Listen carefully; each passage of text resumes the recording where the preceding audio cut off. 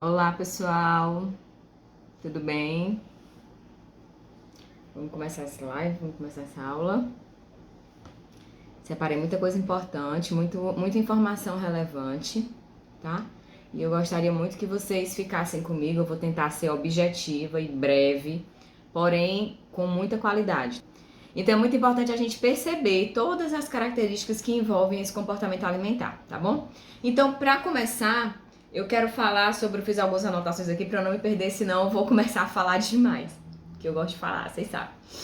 Gente, então eu vou falar rapidamente sobre a síndrome do ovário policístico, tá bom? Muitas mulheres já sabem que tem, outras não fazem a menor ideia. Tem alguns sintomas, tem. Obrigada, Sara. Tem alguns aspectos físicos que é característico da doença, por exemplo, pelos em excesso em partes do corpo que não é normal, ou muita acne, ou queda de cabelo. Então, todas essas são características da mulher com síndrome do ovário policístico, porém, às vezes ela não sabe. Então, é um momento também de elucidação aí desse conteúdo.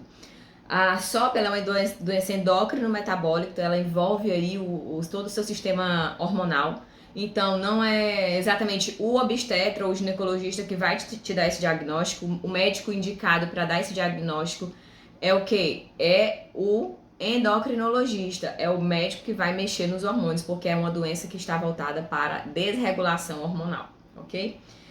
Não existe uma causa definida, a etiologia da doença ela não é definida, tá bom? Porque tem aspectos genéticos e aspectos ambientais que são relevantes para o diagnóstico. Então, quando a gente fala de síndrome, né, a gente não fala de um único aspecto, a gente tem que levar em consideração vários aspectos para fechar o diagnóstico de síndrome, tá bom? O que acontece é que os hormônios masculinos, né, os hormônios aí do grupo dos andrógenos, que são hormônios mais intensos no homem, tem também na mulher, mas o homem tem maior quantidade, eles ficam em uma quantidade aumentada no corpo da mulher e isso traz prejuízos para a saúde dela. A mulher, ela é mulher porque ela tem mais hormônios estrógenos do que os andrógenos, né? Então, quando isso desregula, isso vai trazer algumas consequências para a mulher, tá bom? Outra característica muito importante do ovário policístico é realmente os cistos ali que ficam se incrustando no ovário. Isso é percebido na ultrassom, né? E às vezes a mulher tem um cisto e ela acha que às vezes tem um ovário micropolicístico, que não é essa a questão, tá bom? Então, entendendo um pouco a doença, eu quero que vocês tenham em mente o seguinte: o primeiro tratamento, sim, também, são eles que causam os miomas. A Dani tá perguntando se, na verdade, é uma das problemáticas que pode afetar a mulher com SOP, é o mioma. Então, ela pode evoluir para o mioma, entendeu? Então, ela começa muitas vezes ali com esses ovários policísticos, não trata, não sabe do diagnóstico e aquilo vai se tornar um mioma. Então, a doença também pode evoluir, infelizmente, para um câncer, ela pode evoluir para uma síndrome metabólica, pode evoluir para uma endometriose. Então, é uma doença que tem uma profundidade muito abrangente. Porém, o primeiro tratamento, a primeira linha de tratamento é a mudança de estilo de vida. Não trata-se SOP com anticoncepcional, não se trata SOP com metformina, né, ali o hipoglicemiante, ou com simvastatina para controlar o colesterol. O tratamento, o principal tratamento para a mudança, para que essa doença seja controlada, é a mudança do estilo de vida. Por isso que a nutrição é tão importante para que essa mulher tenha uma qualidade de vida e praticamente viva sem sintomas, ok? Então, vamos começar a falar sobre comportamento alimentar. Como que essa mulher, né? Como que você, mulher, que aí tem dificuldade de mudar o seu estilo de vida, sabe da importância de mudar de estilo de vida, porém, escuta do médico, chega lá no médico. Uma coisa muito importante, pessoal, que acontece na SOP que eu esqueci de comentar, é a resistência à insulina, tá bom? Então, é uma das características da doença. É essa mulher que fica aí numa tendência de ter pré-diabetes até chegar a uma diabetes. Então, o sobrepeso, todos são sintomas que fazem, né? Todos esses fatores vão influenciar para fechar o diagnóstico da mulher com SOP, tá bom? Então, se você tem um ou dois aspectos aí, começa a encaixar as peças para você, quem sabe, diagnosticar essa doença, conversar com seu médico, né? Ele te encaminhar para o endócrino, enfim, tá bom? Esse é o caminho. Porém, falando de mudança de estilo de vida, Juliana, então, por que a nutricionista ela tem que se meter, né? Por que a nutricionista ela tem que saber disso? Bom, porque o primeiro, como eu falei, o primeiro tratamento é a mudança de estilo de vida, hábitos alimentares, perda de peso, o emagrecimento ele é extremamente importante nesse processo. Então, o profissional indicado para o acompanhamento dessa paciente é sim o nutricionista, né? E assim, eu tenho estudado bastante, eu tenho me apaixonado cada dia mais assim pelo tratamento em si. Então é muito importante que vocês entendam que é um processo, porém é um processo que precisa de comprometimento, tá bom? Então falando sobre o comportamento alimentar, tá? Já que a gente começou falando sobre comportamento alimentar, esse é o tema da live, né?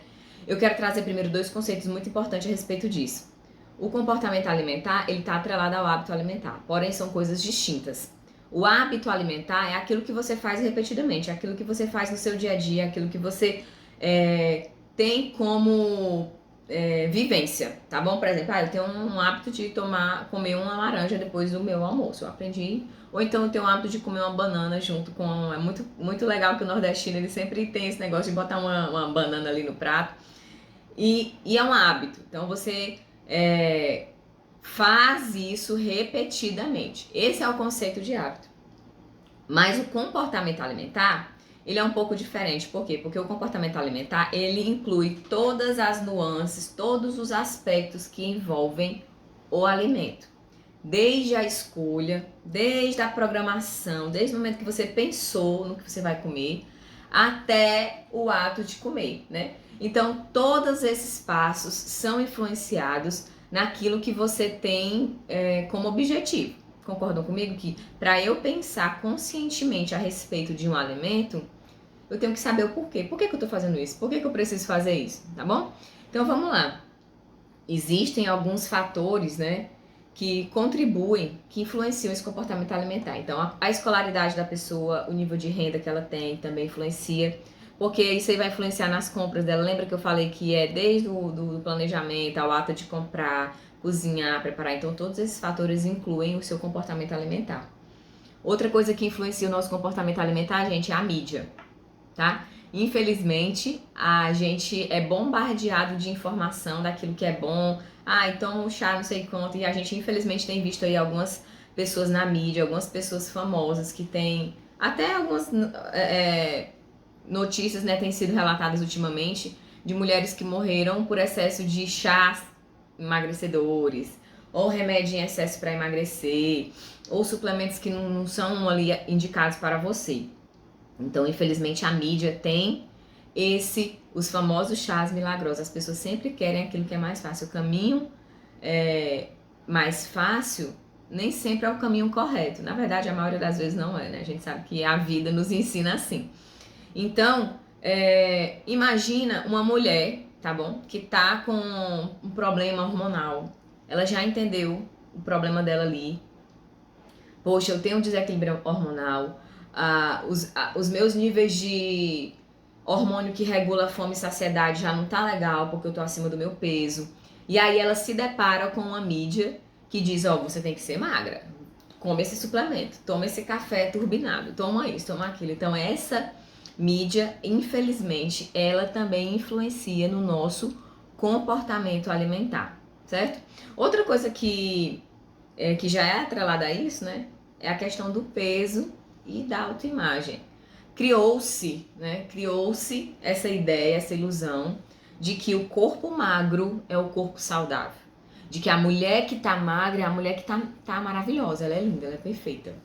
Então ela tem que estar com os ossos aparentes, sabe assim? A magreza se tornou um troféu. Então muitas mulheres ficam na busca disso, sem saber se aquilo é pra você. Uma mulher que sofre com síndrome do ovário policístico, muitas vezes ela precisa perder peso, tá? E isso faz com que ela se frustre. Porque, poxa vida, eu sei, o médico me falou que eu tenho que emagrecer, mas e aí, o que é que eu faço? Eu vou seguir a dieta da blogueira? Eu vou seguir a dieta dos pontos, a flexível? Então, é um momento de muito conflito e isso traz sentimentos de insegurança, de frustração. Poxa, eu sou uma fracassada porque todo mundo emagrece e eu não. Mas você concorda comigo que é injusto? Porque é diferente de uma mulher que está saudável com uma mulher que tem ali um desequilíbrio hormonal, né? tá bom? Outra coisa que influencia o nosso comportamento alimentar é a cultura, né? Por exemplo, não adianta eu dizer para uma pessoa que mora aqui no sul do país, no sudeste do país, né, aqui em São Paulo, e dizer assim, ó, come cuscuz todo dia, sendo que a pessoa nunca viu, não sabe como é que prepara um cuscuz. Ah, eu vou colocar para você um suco de siriguela. Como que ela vai fazer um suco de siriguela, gente, se não é uma fruta típica daqui da região? Então, um aspecto muito importante que deve ser levado em consideração é a cultura da pessoa. Se ela, lá na cultura dela, tem uma... Por exemplo, eu lembrei de uma coisa muito interessante. Eu atendi uma paciente colombiana, né? A filha dela mora aqui, também é minha paciente. Ela disse, ó, Juliana, eu preciso que você faça uma consulta com a minha mãe, ela tá acima do peso, enfim. E aí, foi uma dificuldade pra mim, porque eu tinha que respeitar as frutas de lá, os legumes, por exemplo, ela não come batata, as batatas inglesas daqui lá é uma batata escura, coisa que eu nunca nem tinha visto na minha vida. Então eu tive que conversar com ela, pesquisar, saber o que é que lá na Colômbia elas comem, para eu poder respeitar dentro da possibilidade dela ali, que ela também tinha um problema hormonal, né? Toda uma questão por conta da menopausa ali, já é uma senhora de 40 e poucos anos. Então eu tive que adaptar. Por quê? Porque é necessário ser respeitado. Não adianta, gente, você querer comer. Ah, mas é porque eu vi a menina da internet, ela disse que eu tinha que comer blueberries, eu tinha que comer, sei lá, meu povo, umas coisas que nem você sabe direito o que é. Não é assim.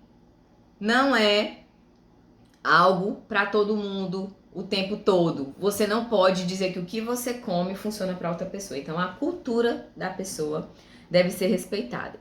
Tá bom, gente? Outra coisa que deve ser respeitado é aquilo que você tem em torno da sua mesa, tá bom? O hábito familiar. Então eu tenho certeza que vocês aqui lembram de situações da infância de vocês que trazem memórias afetivas, que trazem, poxa vida, eu me lembro quando a minha mãe fazia aquela lasanha, quando dia de domingo que a minha tia fazia aquela lasanha e todo mundo sentava ali no domingo na mesa. Era um momento de extrema felicidade. Então você criou um hábito, né?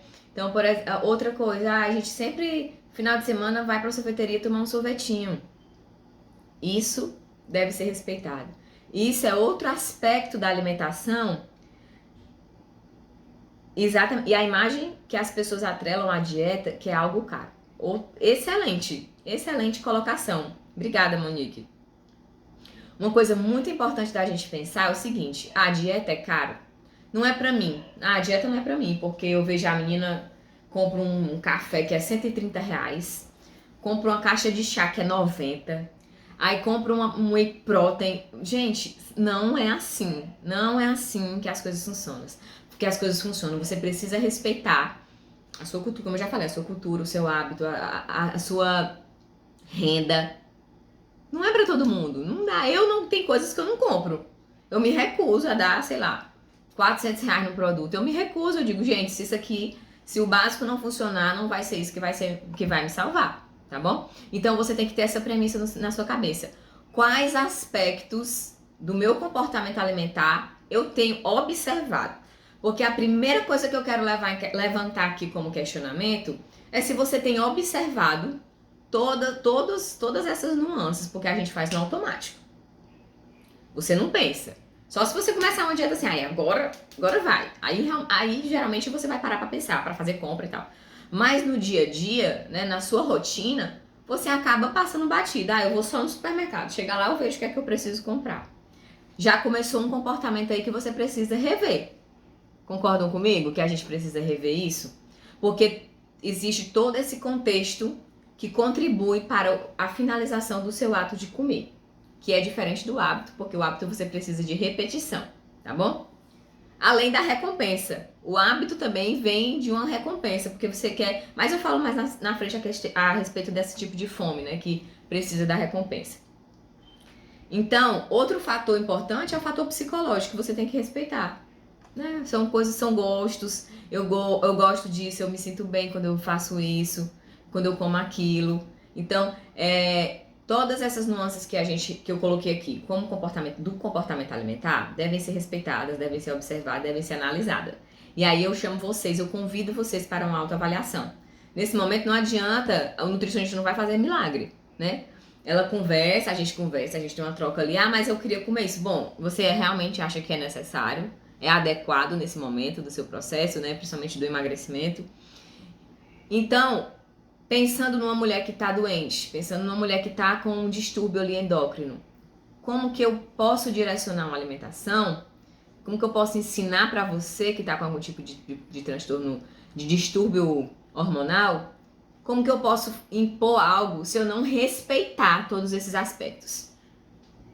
Não tem como, gente. Não tem como. Não é meme, mas essa é a verdade. Não tem como. Precisa ser respeitado todas essas nuances da vida da pessoa. Principalmente quando ela tá doente, né? Porque quando a gente tá doente, a gente precisa se sentir cuidado, se sentir acarinhado. Então, é um processo realmente completo, é holístico, é pensar no todo, tá bom? Então, eu vou ler para vocês o conceito da OMS a respeito de saúde. Então, o que é saúde? Saúde é um estado completo de bem-estar físico, mental e social, não apenas ausência de doença. Então, olha só, eu não posso impor nada para você. Eu tenho que respeitar todas as suas características para que não seja apenas uma área da sua vida que esteja boa. Ah, beleza, eu tô aqui fazendo tudo que a minha nutricionista terrorista mandou, mas eu tô com o meu psicológico afetado. Eu não tenho ânimo para fazer isso, eu não quero fazer isso, eu tô desanimada. Eu tô brigando com meu marido porque eu tô estressada com essa dieta. Adiantou, gente? Isso é saúde? Esse conceito, nosso conceito de saúde aqui, que respeita o bem-estar físico, mental e social, está sendo respeitado? Não. Então, entendam que o meu comportamento alimentar, ele está aliado diretamente com esse contexto global. Nós somos seres globais, nós não somos seres com partes, né, divididas e cada um no seu quadrado. Nós não funcionamos assim, né?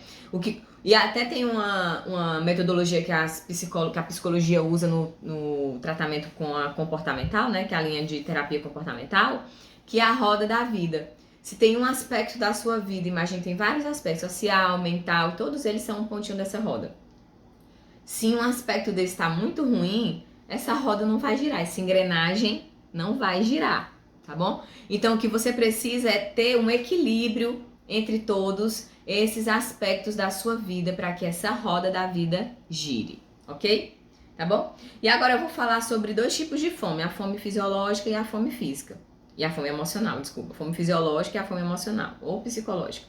A fome fisiológica é aquela fome que você sente, como diz lá no Ceará, a velha roedeira no bucho. Dá aquele mal-estar na barriga.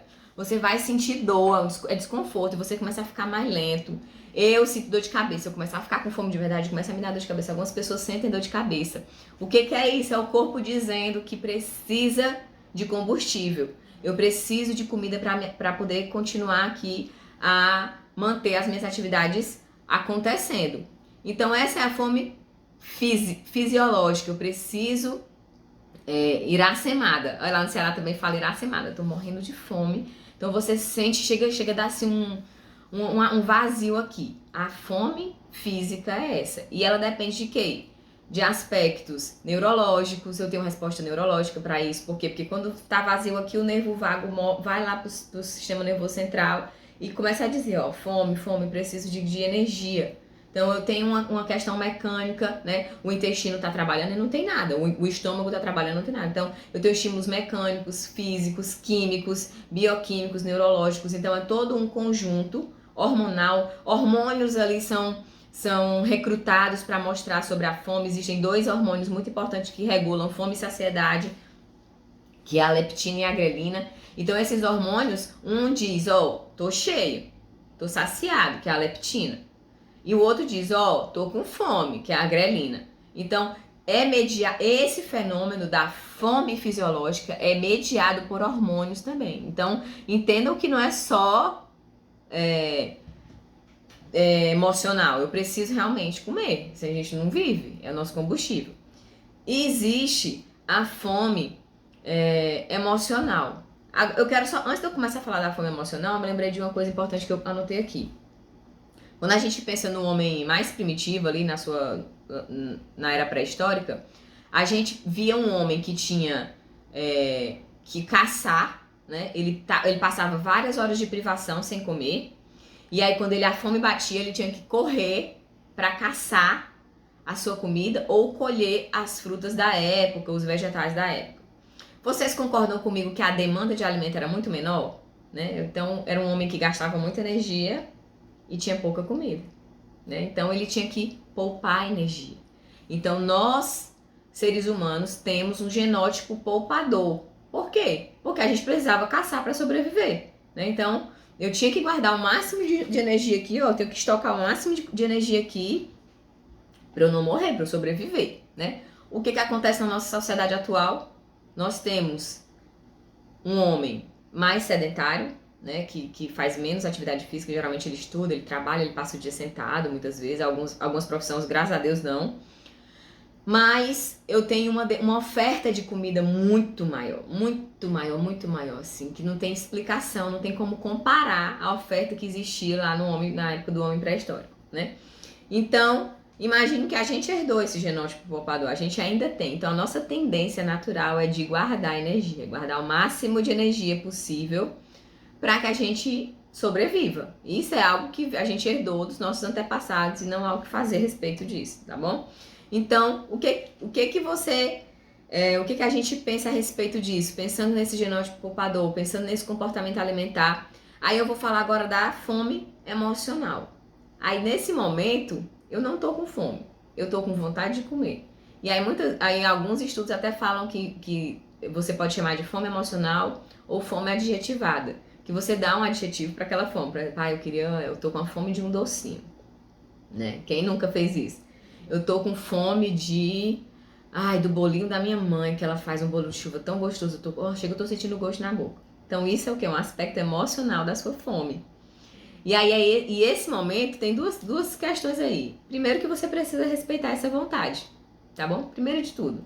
Porque uma vontade não suprida, ela muitas vezes vira um gatilho ali pra você ter um momento de compulsão. Porque o corpo entende. Eu fiquei com tanto aquilo na cabeça, ó. Ai, meu Deus, eu quero comer. E você não come. Quando você come demais. Porque você... Bom, já que ela não me deu, o que é que o cérebro diz? Já que ela não me deu, demorou tanto pra chegar essa vontade que eu tava aqui, que eu vou comer logo, porque vai que ela não me dá de novo.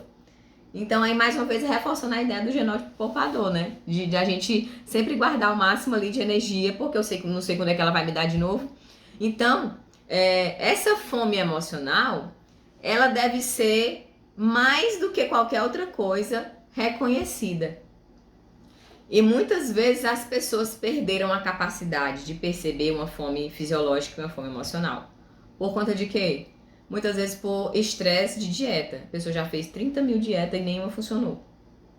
Faz muita restrição alimentar e volta. Faz a restrição alimentar e volta. Quando você tá com fome seletiva, não é fome, é vontade de comer. E tá tudo bem ter vontade também, tá, gente? As nossas vontades devem ser respeitadas, porque senão piora a situação. Eu acho que o ponto principal aqui dessa nossa conversa é você conseguir dominar a sua vontade na quantidade. Ah, poxa vida, ontem eu tava com muita vontade de comer um chocolate. Eu comi 2 quadradinhos de chocolate e tá tudo bem. Matei minha vontade, bebi água, passou e tá tudo bem, entendeu? Então, o ponto-chave aqui da nossa conversa é você aprender a perceber. Porque quando você tem esse momento de autoanálise, de autorreflexão, de entender o seu lugar ali, né, no espaço, no seu contexto alimentar, porque a alimentação, gente, ela é a nossa máquina propulsora. Eu preciso comer, não tenho o que fazer. A gente pensa em comida desde a hora que acorda até a hora que vai dormir. Eu, pelo menos, gente, eu não nego. Eu tenho que pensar em comida assim, ó, uma atrás da outra. Isso eu vim desde quando eu comecei a introdução alimentar dos meninos, né? Nossa, o menino terminava de comer de manhã, não comia quase nada, jogava tudo que era fruta fora, já tava pensando, e agora o que eu vou fazer pra próxima refeição? Pra ver se esse menino come. Então, eu já tenho essa rotina de pensar em alimento há muitos anos. E eu não posso deixar isso morrer, porque é o nosso combustível. Porém, eu tenho que ter consciência. O que eu tô pensando é algo positivo? É algo que tem trazido saúde pra mim, pra minha família? Ou é algo negativo? Que tem me feito entrar num processo de compulsão alimentar, que tem me feito ficar estressada, frustrada, uma relação de culpa com a comida. Ah, eu sou uma fracassada porque eu não devia não ter comido isso, eu tava de dieta e esqueci. Então, essa relação aqui é perigosa, tá bom?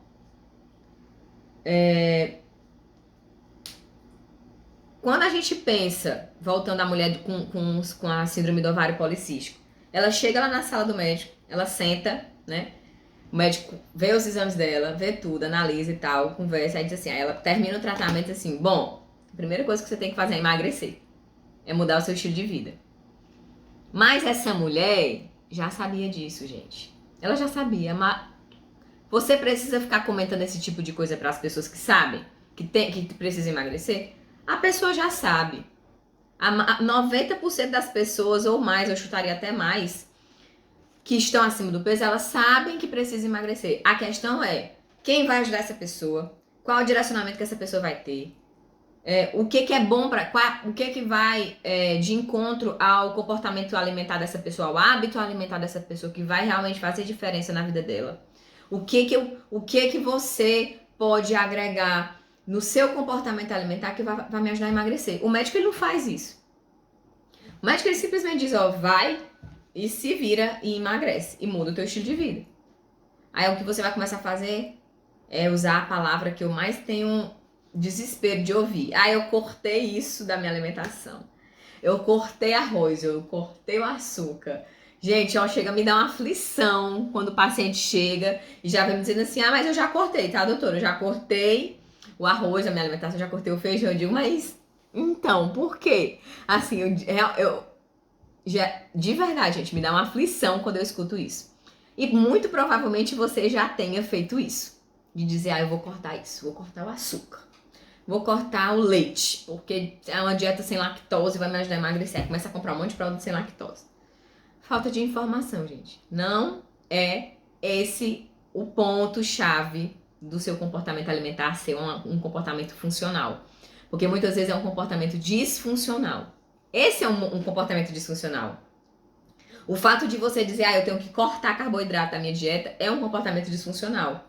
Por quê? Porque o carboidrato, ele é um macronutriente indispensável. Bom, Juliana, mas você falou no começo da live que a mulher com síndrome do ovário policístico, ela tem resistência à insulina, ela não pode comer carboidrato. Ela não pode comer carboidratos refinados, isolados. Ela não pode comer carboidrato muitas vezes de uma má qualidade, né? Não é só refinado também e de má qualidade. Ela precisa colocar um carboidrato bom para que ela consiga ter a sua energia celular. Gente, não tem como a gente viver sem carboidrato. Até tem, porém você vai sofrer as duras penas, tá bom? De viver sem carboidrato. E outra coisa, que ilusão é essa que vocês criaram de que carboidrato é só pão, né? Porque os vegetais são fonte de carboidrato, fonte de amido. Então, precisamos compreender de uma forma mais assertiva sobre os nutrientes dos alimentos. Então, quando a pessoa chega para mim e fala, eu vou cortar isso da minha alimentação, eu já me dá uma aflição. E aí eu sugiro a você que já usou essa palavra, que já pensou, que já disse isso, que já até fez, eu sugiro que você substitua a palavra cortar por substituir. Então, eu cortei biscoito recheado da minha alimentação. E aí você vai colocar o que lá? Eu substituí esses biscoitos recheados por frutas, por uma vitamina, né? Por vegetais, por um lanche mais saboroso, como uma panqueca de banana. Então, quando você pensa em substituir, aí muitas vezes as pessoas ficam perdidas, principalmente as mulheres que estão em tratamento. Poxa, mas aí a médica disse que eu tinha que cortar carboidrato, porque eu tô com resistência à insulina, minha insulina tá alta, os triglicerídeos estão alterados, né? Toda a vida eu penso que vou menstruar, não menstruo, minha menstruação tá irregular, eu fico com a barriga inchada. Então, olha só quantos sintomas que estão diretamente relacionados com a alimentação da pessoa. E não é só cortar carboidrato, é realmente melhorar a disponibilidade, a biodisponibilidade dos alimentos que essa mulher vai comer, né? Que você vai comer, tá bom? Então vamos lá. Eu tenho algumas dicas, eu separei 3 dicas, para que você pense a respeito aí das suas mudanças a partir do seu conhecimento de hábito alimentar, que agora você já conhece o que é um comportamento alimentar e todos os fatores que influenciam nesse comportamento. Então a primeira dica é: volte a cozinhar E se você não cozinha e você não sabe, aprenda a cozinhar, né? A partir do momento que você precisa preparar o seu alimento, você está ativamente participando desse processo de mudança de mentalidade, né? Então você é responsável por aquele momento. Nossa, fazia muito tempo que eu não fazia o meu próprio feijão. Vai lá e cozinha. Não sei como é que cozinha o feijão, Juliana. Tem até vídeo aqui no Instagram tem ensinando a. Então, assim, informação não falta, gente. Isso eu garanto a vocês. O que você procurar no YouTube vai ter. O que você procurar na internet vai ter. Então, aprenda a cozinhar. É um processo muito gostoso. É algo que você se vê muito mais útil, né? Você diz, poxa vida, eu tô fazendo uma comida tão boa. Não sabia que eu era tão boa nisso. E aí você vai se testar. E aí, quando você para preparar, você muitas vezes está usando o que? Alimentos in natura, que é aquilo que deve ser a base da nossa alimentação. Porque para preparar um alimento que vem cru e você precisa cozinhar, você precisa do preparo, né? Então, você precisa de utensílio, você precisa da cozinha, do fogão. Então, tudo isso faz parte ali de uma mudança de mentalidade em relação ao seu comportamento alimentar. Outra coisa é que eu fico muito triste até com relação a esse aspecto, que é as pessoas denominarem a comida de lixo. Hoje é a minha refeição lixo, hoje é dia de eu comer. Bom, se você pensar de uma maneira social, né, não existe comida lixo, porque muitas comidas que você julga ser lixo, sei lá, um cachorro quente. Não vou comer embutido, porque salsicha faz mal. Beleza, salsicha realmente não é dos melhores alimentos, não tem uma qualidade nutricional tão boa. Mas você concorda comigo que para um morador de rua aquilo ali pode ser um banquete? Né? Então comer também é um ato político, gente. Pensem nisso, tirem isso da mentalidade de vocês. Se você está numa dieta, pense numa refeição livre. Hoje é o dia da minha refeição livre. Tá bom, vou comer um pastel. Beleza, tá tudo bem, tá tudo certo. Faz parte ali do seu hábito, faz parte do seu convívio familiar. Não é porque na quinta-feira tem feira e a minha família geralmente ia pra feira de manhã e a gente comia um pastel. Tudo bem, não tem problema. Se você não fizer disso, é algo que você viva sem. Ai, meu Deus, é tipo um viciado, não vivo sem. Tenho que ir. E aí você acaba se excedendo. Então você precisa aprender a se observar, né? A história da mentalidade, de realmente mudar ali o seu feeling a respeito da situação. E a outra coisa, né, que é muito importante, que muitas pessoas que estão com problemas endócrinos têm dificuldade demais por uma questão fisiológica, que é identificar a fome física, né? Então, quando você tem fome física, a primeira coisa eu como o que tiver para comer. Eu tô com fome, bicho, eu tenho que comer. Se for um ovo cozido, eu vou comer. Se for um chuchu, eu vou comer. Se for... Entenderam? Então, a fome física realmente é aquilo que você precisa identificar. Aquilo que é só para me deixar bem, porque eu tô feliz. E aí, muitas vezes, as pessoas acabam descontando sentimentos na comida. E aí, isso não é ruim, porque isso, na verdade, faz você entrar num ciclo ali vicioso de frustração, né? Eu tô de dieta, eu não deveria ter comido. Aí, passei muito tempo sem comer, comi demais e eu sou descontrolada. E olha só, olha como o ciclo fica se perpetuando na sua mente quando você não tem controle, quando você não consegue identificar esse tipo de fome. Então é necessário que você tenha uma autorreflexão, uma autoavaliação a respeito da sua fome. A fome psicológica, né, ou a fome seletiva, ela tem 3 tipos, né? É aquela que é a vontade, eu só desejo. Eu tenho um desejo que eu tô com vontade de comer um negocinho que a minha mãe fazia pra mim. Um desejinho, sabe? É só aquele desejinho. Precisa identificar isso, tá bom? A outra é a fome social, que você tá lá no meio da galera, aí tem um petisco lá e você fica comer. Cara, você nem percebe o quanto... Você perdeu a noção de quantas vezes você foi naquele potinho e pegou amendoim. Então, isso é a fome social. E aí, o que é a minha sugestão aqui como nutricionista é que você passe a se observar. Observar os movimentos da sua mão, as suas caminhadas dentro da festa, com quem você conversa, o que você está bebendo, né? Então, tudo isso é um processo de autoavaliação, né? Então, você precisa parar no momento que você está saciado, porque você não vai respeitar, quando você fica só nessa beliscada, belisca, você não respeita a sua saciedade. Não dá nem tempo. Boa tarde, Lucas. Sejam todos bem-vindos, quem chegou agora. Então, respeitem o seu fisiológico, a sua saciedade. Ah, Júnior, mas às vezes eu nem percebo. Isso é um comportamento disfuncional. Você precisa perceber isso. Principalmente para mulheres que têm síndrome do ovário policístico. Principalmente para mulheres que estão com disfunção hormonal, porque é mais difícil de perceber. Então, nesse momento, a sua mente é seu guia, ok? E a fome emocional, gente? A fome emocional é aquela que tem a ver com recompensa, né?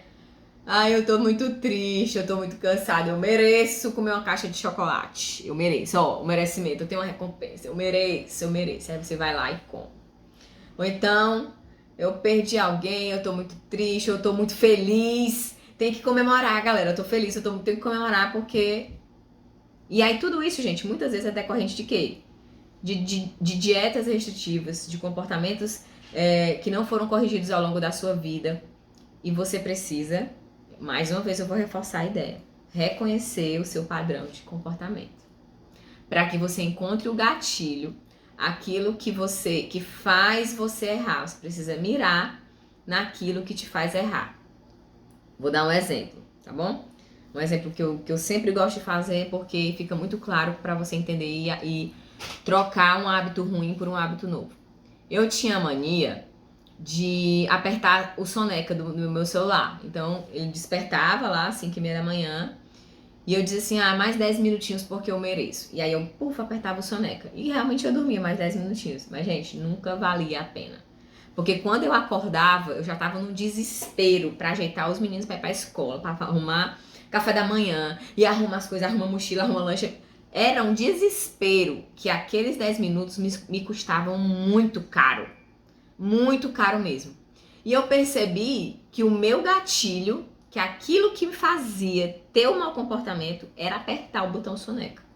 Era ir lá no celular e soneca, 10 minutinhos, 5 minutinhos. Então, esse comportamento, eu reconheci esse padrão, né? Então, reconheci o padrão, eu reconheci o meu gatilho, então eu preciso mudar esse gatilho aqui que me faz ter esse mau comportamento. Foi o que eu fiz. Beleza, de forma prática, o que foi lá que eu fiz? O celular que antes eu deixava aqui no meu ladinho, eu comecei a botar ele numa tomada lá longe pra carregar. E aí, na hora que ele tocava, eu tinha que me levantar e já resolver minha vida. Então, eu mudei esse paradigma na minha vida. Eu parei de apertar o soneca porque eu descobri que aquele era um padrão negativo pra mim, tá bom? E aí, a partir dali, eu disse, nunca mais eu aperto o botão soneca na minha vida. Porque eu sei do transtorno que isso me causa. Aqueles 10 minutos me custam muito caro. É aquela velha história, a conta chega, né? E a conta chega pra você também, gente. Pra você que fica procrastinando, dizendo, depois eu começo, depois eu cuido da minha saúde, depois eu vou na ginecologista pra ver como é que tá nos exames, depois, eu não tô menstruando. Gente, se você não tá menstruando, tem alguma coisa muito errada. Não tá certo? A mulher foi feita pra menstruar todo mês. Se você não tá menstruando, ligue as suas antenas e corra pro ginecologista. Porque você está apontando para um problema metabólico. E um problema metabólico, ele é muito mais difícil de ser tratado. Porque ele tem várias vertentes ali, vários sintomas que vão te levar a se manter doente por muito tempo, né? Inclusive a SOP é um distúrbio que não tem cura, ele tem tratamento. Você trata, né? Muitas mulheres regridem ali os pólipos dentro do cisto, né? Dentro do ovário. Aqueles cistos são dissolvidos, diluídos, né? Eles são destruídos, o corpo reabsorve. Porém, se ela voltar a ter maus hábitos de vida, aquilo pode voltar. É que nem a pessoa com obesidade. A pessoa que tá na extrema obesidade, né? Obesidade grau 2, grau 3, ela vai ter que fazer dieta pro resto da vida, porque o tecido adiposo, ele não se acaba. Ele só regride. Ele só diminui. A célula adiposa, ela diminui de tamanho, mas ela não acaba. Entendem? Então, uma pessoa obesa, ela sempre vai ter que ser tratada como uma pessoa obesa. Uma pessoa diabética é uma doença crônica, ela sempre vai ter que ter o tratamento para diabetes, né? A mulher com síndrome do ovário policístico, ela consegue ter uma vida normal, mas ela precisa manter o seu estilo de vida dentro do saudável, daquilo que realmente traz benefícios para a sua saúde. Muitas adolescentes, gente, sofrem com a síndrome do ovário policístico, tá bom? Inclusive eu, na minha adolescência, eu não tive a síndrome, né? E eu era falsa magra, porque eu era magrinha, mas eu tinha um percentual de gordura muito alto. E eu comecei a ter vários pólipos no meu ovário. E aquilo a médica começou a preocupar. A médica, a primeira coisa que ela fez foi passar anticoncepcional pra mim aos 15 anos. Se eu tivesse o conhecimento que eu tenho hoje, eu jamais teria tomado anticoncepcional naquela época, né? Porque, graças a Deus, eu não tive nenhum prejuízo na minha saúde, mas a gente sabe que o anticoncepcional sim traz prejuízos para a saúde, ok? Então, muitas adolescentes são atingidas ali nas primeiras menstruações, vem a menarca, ela começa a menstruar e aquilo começa a desregular. E aí ela começa a ganhar peso, ela começa a ter muita espinha, o cabelo cai, pelo em onde não era pra ter, então essa menina começa a se retrair psicologicamente. E aí ela abre o Instagram, ela abre as redes sociais dela e só vê mulher magra, toda editada no Photoshop. Então é outra problemática que a gente tem que pensar. Como essa adolescente tem vivido, tem se sentido e como é o comportamento alimentar dessa mulher, dessa menina, né, dessa jovem. Então, eu espero que eu tenha deixado assim bem claro pra vocês o que eu quis falar. Eu quero dizer pra vocês que para você ter um bom hábito de vida, um bom hábito alimentar, você primeiro precisa reconhecer o seu padrão de comportamento, tá bom? É o primeiro passo. Reconheça o seu padrão de comportamento. Anota o que eu falei, volta, lê de novo, né? Ouve de novo o que eu falei. Todos os fatores, desde o momento da compra ao planejamento, ao preparo, o que eu vou precisar para usar, os temperos, tudo isso, gente, faz parte do seu comportamento. E quando você traz muita consciência a isso, muita luz a esse aspecto da sua vida, a essa área da sua vida, pronto, eu tô dando luz, né? Eu tô dando luz a essa área da minha vida que é tão importante. Então eu preciso colocar diante dos meus olhos e dizer, poxa, eu preciso me preocupar sim com a minha alimentação. Eu preciso me preocupar sim com aquilo que eu vou comprar para minha casa. Porque se você chegar aqui em casa, jamais eu vou comprar salgadinho. Eles comem, tá bom? Os meninos comem. Se vocês encontrarem com ele por aí em algum lugar, eles vão pedir, tia, me dá um pouquinho, porque aqui em casa eu não como. Esporadicamente, numa festa, numa casualidade, o pai compra um pacote, alguma coisa mais, por exemplo, biscoito recheado. Eu não vou dar isso para meus filhos. Então, isso é algo que você tem que pensar. Então, traz luz, sabe? Traz a clareza para a sua vida do que você precisa comer, tá bom? Eu espero que vocês tenham gostado, eu espero que vocês tenham aproveitado esse momento. Muito obrigada a quem ficou até aqui, até o fim. Obrigada a quem participou. E se você conhece alguém que tem SOP, se você conhece alguma mulher que sofre com a síndrome do ovário policístico, manda essa live para ela. Uma vizinha minha, uma colega minha, envia. Ou se você tá começando a desconfiar, poxa, a Juliana tá falando tanto nisso, parece que eu tenho isso. Se liga, envia para alguém, assiste de novo. Quinta-feira tem outra live, a quinta-feira vai ser 15h30, tá bom? E aí, na quinta-feira eu vou falar sobre os alimentos proibidos para quem tem síndrome do ovário policístico, tá bom? Eu espero que vocês tenham gostado. Um abraço e até a próxima live.